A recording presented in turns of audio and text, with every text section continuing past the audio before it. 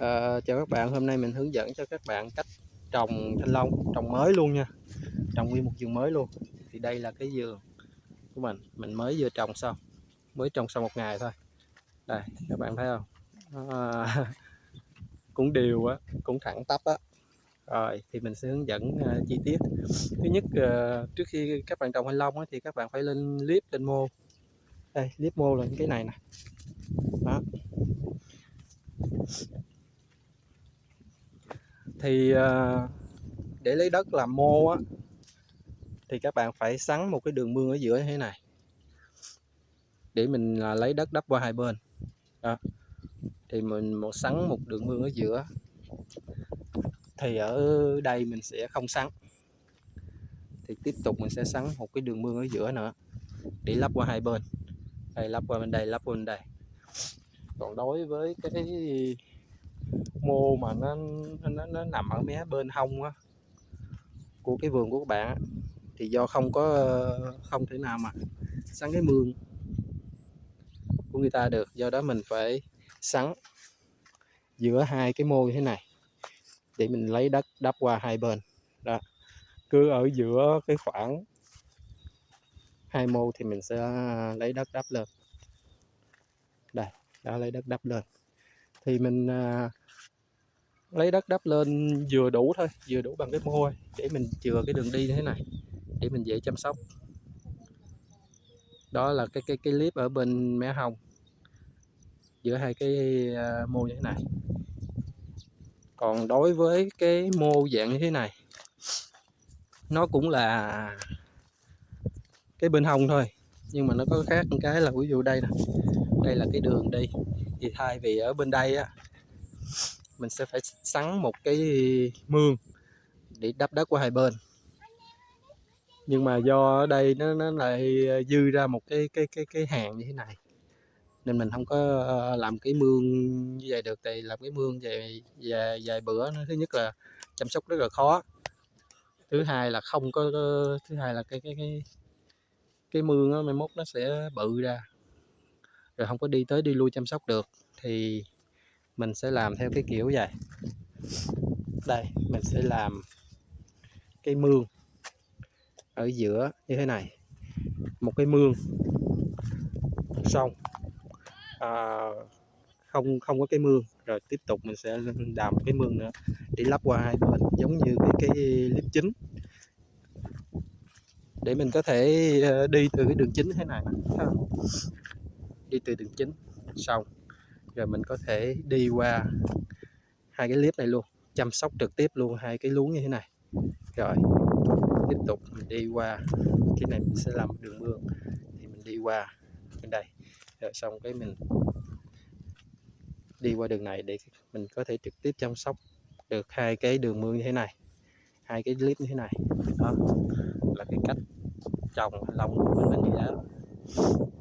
Đó, sau khi đã lên mô lên clip xong mình quên nữa, làm cái mô như thế này á, hiện tại thì mình đang làm hai cái lớp giá. Mình là đổ hai cái lớp giá để chiều cao từ đây lên đây khoảng 15 cm, khoảng 15 cm cho nó cao, để thoát nước tốt, trồng tốt. Đó thì mình làm cái mô trên đây khoảng 15 cm là khoảng hai lớp giá. Là cái mô tròn, cái mô tròn như thế này thì cái bán kính nó khoảng 60 cm, tiêu chuẩn nó là 60 cm luôn. Rồi sau khi đã làm cái mô cao thế này thì mình bắt đầu trồng. Thì trồng á, thì trước tiên á thì mình ở đây nè, ở dưới đây thì mình có một lớp phân gà, xong rồi mình làm thêm một lớp xơ dừa nữa. Thì các bạn mà không có phân gà thì có thể dùng phân bò cũng được, hoặc là phân hữu cơ cũng được, để cho nó giữ độ ẩm, rồi nó có phân kích thích cho ra rễ. Thì phân gà ở đây thì mình ấy nửa bao phân gà cho một gốc như thế này. Đây là phân gà nè, đen đen nè. Đó, rồi xong thì mình sẽ ấy một lớp xơ dừa lên, tráng lên cho nó đều lên để nó giữ ẩm. là mình có thể trồng được. Thì xưa dừa xong thì mình sẽ cặm trụ như thế này, cặm cây thanh long thế này. Thì mỗi trụ mình sẽ cặm 4 nhánh thanh long. Các bạn lưu ý là nhánh thì các bạn ốp sát vào, trồng sao cho cái nhánh nó ốp sát vào cái lưng trụ thế này. Đây, ốp sát vào. Rồi xong bốn phía như thế này. Cái này mình là hình trụ vuông á. Trụ vuông này chắc khoảng 12 cm. Đó. Chọn 4 nhánh ở 4 phía thế này. Xong rồi buộc lại cho cứng. Có thể buộc 1 nuột hoặc 2 nuột tùy các bạn thôi, miễn là sao cho nó chắc ăn là được rồi. Thì đối với trụ vuông thế này, đây, cái trụ vuông thế này thôi.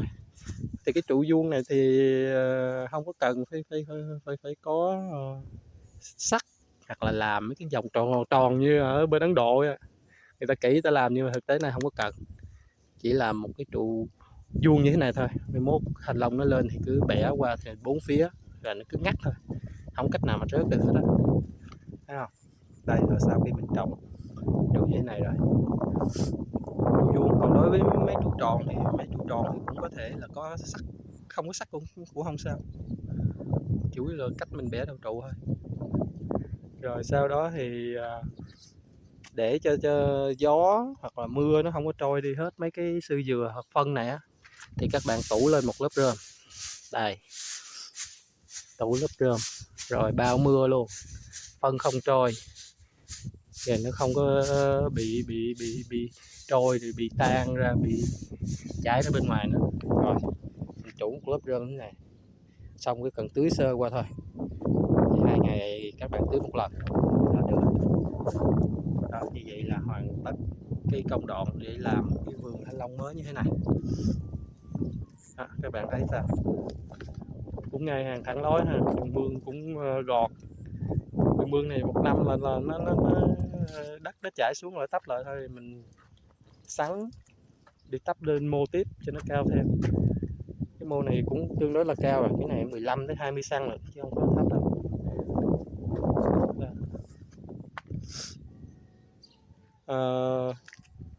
Quên nói trước khi trồng thanh long thì các bạn nhớ là ngâm mấy gốc thanh long này xuống cái dung dịch để chống nấm với kích thích ra rễ, dùng Atracon và cái thuốc để kích thích ra rễ là được rồi, 2 loại thôi là được. Rồi cái này là mình mới trồng 1 ngày rồi trước thôi, cái này thì 2 ngày các bạn tưới lần. Rồi mình sẽ quay video hàng ngày cho các bạn để xem cái quá trình sinh trưởng của cây thanh long như thế nào, và cái cách chăm sóc cây thanh long từ lúc mới trồng đến lúc có thể thu hoạch được. Rồi, cảm ơn các bạn, chào tạm biệt.